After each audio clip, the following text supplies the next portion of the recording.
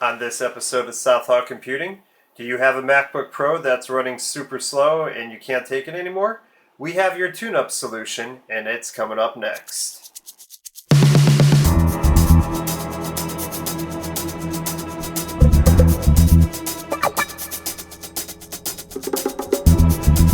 Warning: the following video is performed by a trained professional. It is meant for educational purposes only.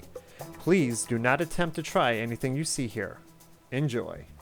Hey YouTube, today on the bench we have a late 2011 17-inch MacBook Pro, 2.4 GHz quad-core i7 series CPU, and it has the stock 570GB 5400 RPM Hitachi hard drive. This thing is beyond slow on boot up, and we're going to give it a nice little solid state upgrade with a Adata 128GB drive. This particular model is the ASP600-128m. And yeah, we're going to do what we always do over here. We're going to do a speed comparison with the old drive and the new one. And let's begin.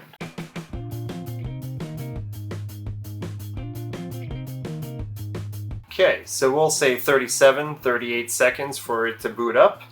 We're going to do a time lapse of the solid state installation, and we'll do our speed comparison. We'll be right back.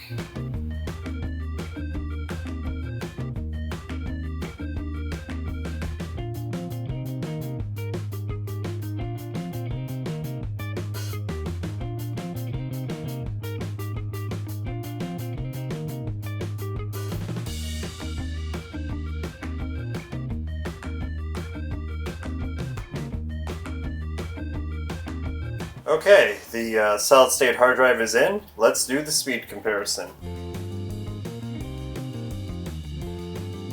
14 seconds. Literally cut that startup time in half. Okay, and it has a NovaBench score of 1,107. If you like what you see here, obviously give this video a nice thumbs up and even subscribe to the channel.